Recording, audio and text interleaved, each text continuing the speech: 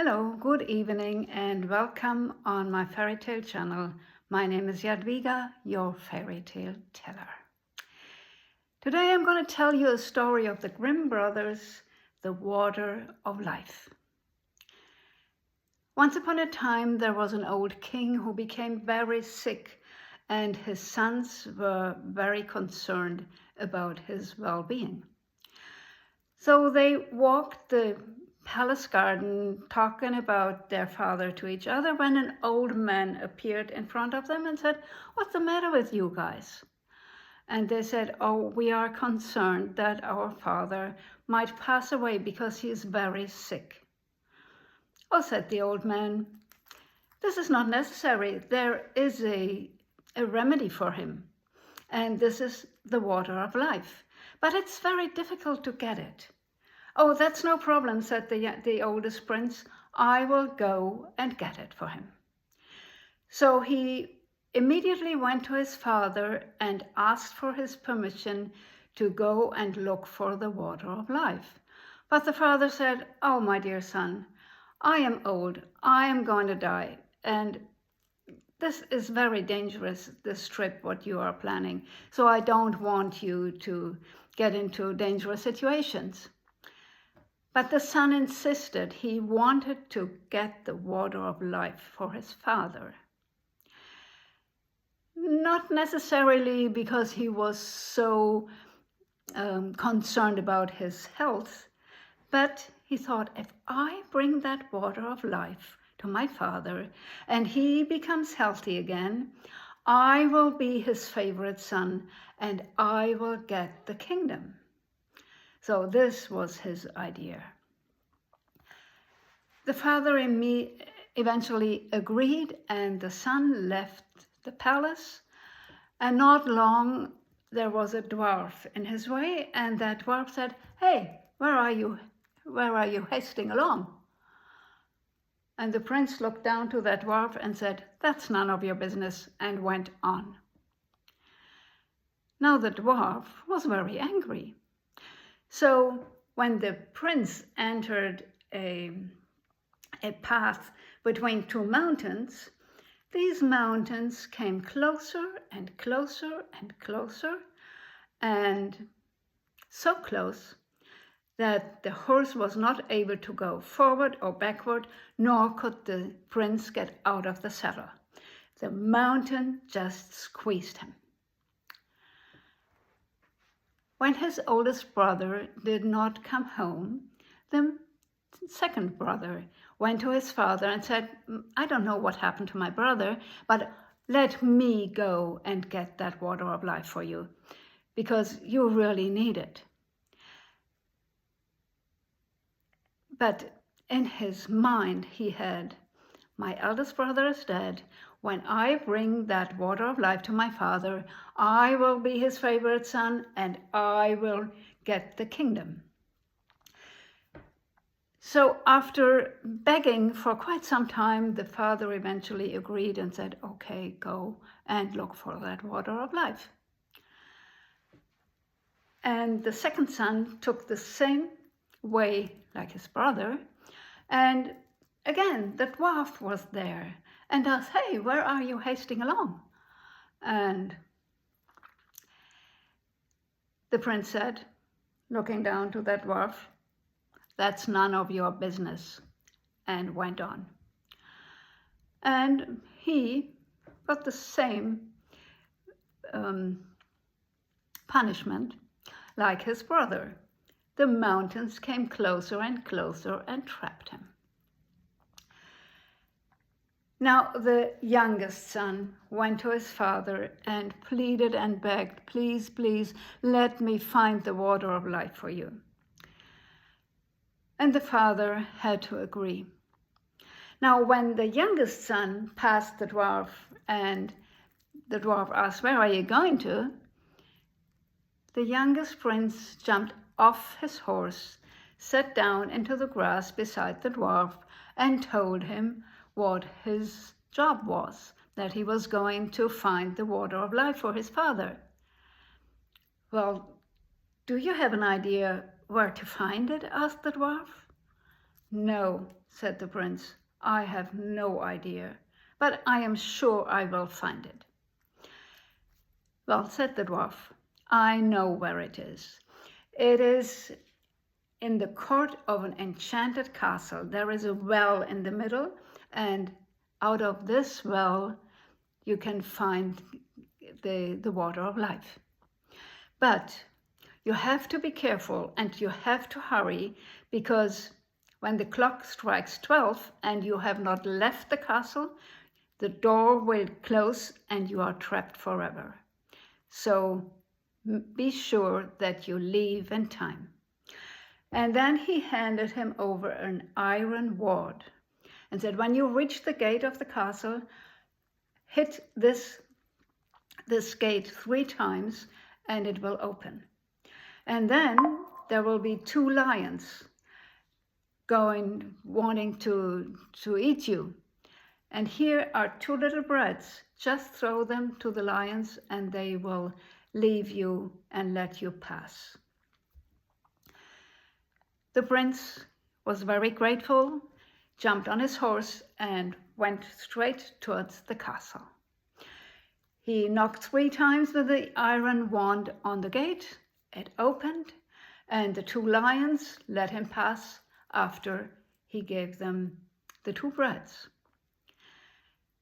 Then he came into a big room where a lot of enchanted princes were, and he took off the rings of them, and also he found a sword and a loaf of bread, and he took both and went on.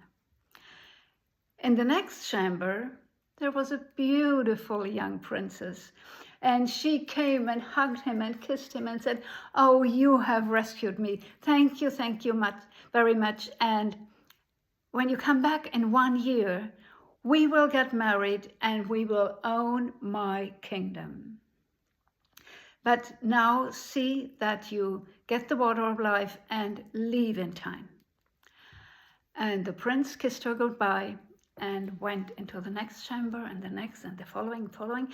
And then he came to one. There was a bed, so freshly and nicely made. And the prince remembered that he was quite tired. So he said, "I need a little rest." And he lay down in that bed and fell sound asleep. And when the clock struck 11:45, he woke up, he jumped out of bed, he ran to the court with the well, found a cup, got some of the water, and run all the way back. And just with a very last second, he left the castle and the gate slammed shut, and took a little part of his heel. Now he went back and again came to the dwarf, and the dwarf said, "Oh, this is very good.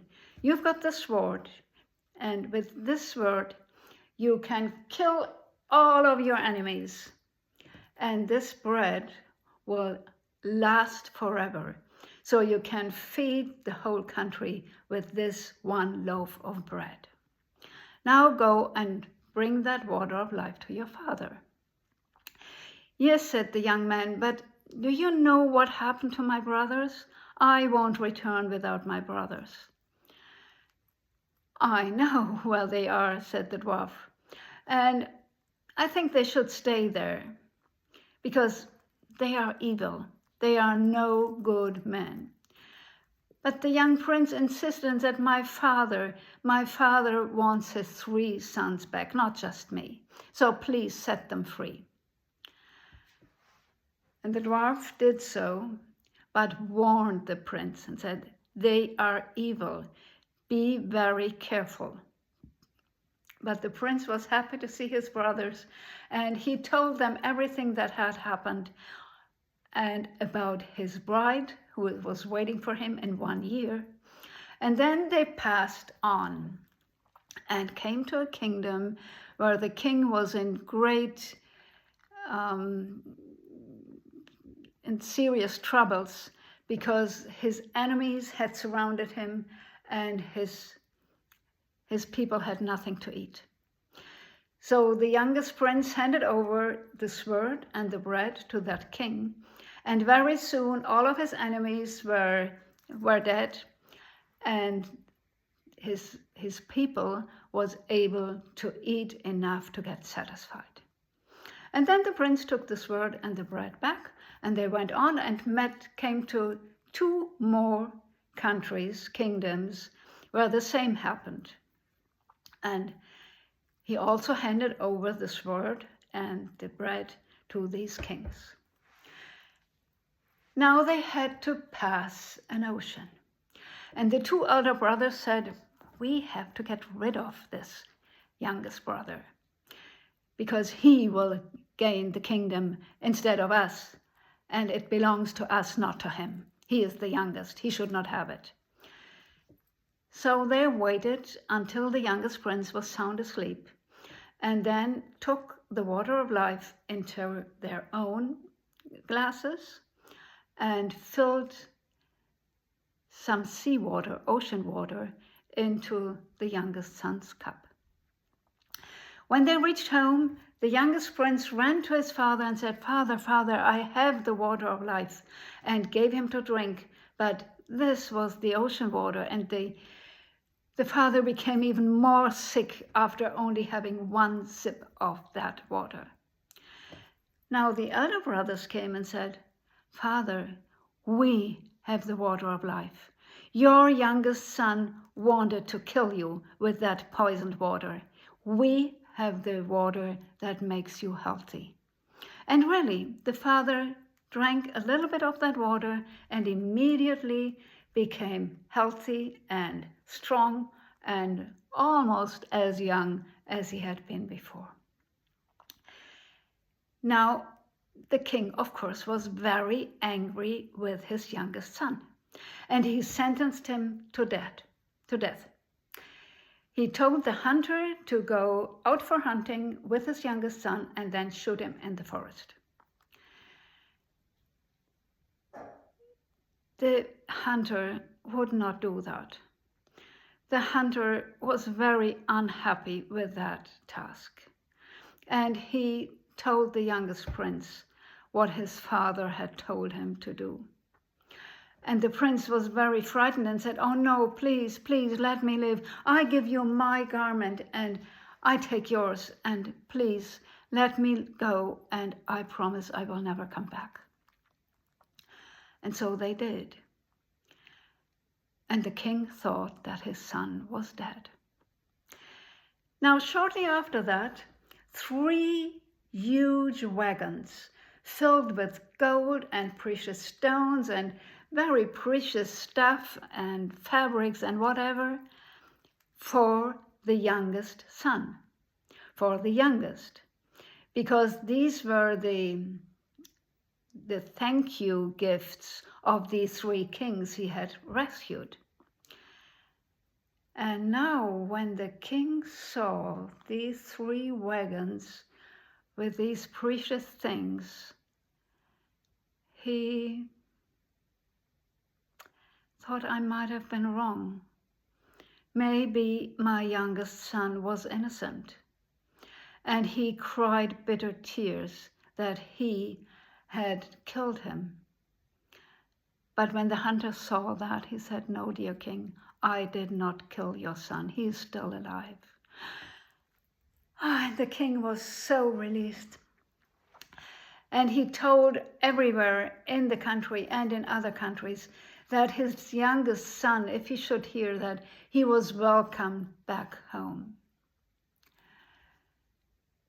Now, a year had passed, and the oldest son thought, I will go and get that bride with the kingdom. But the princes had given order to prepare a path of gold from the gate down towards the forest. And she told the guards at the gate that only the one who came right across this golden path would be the right one.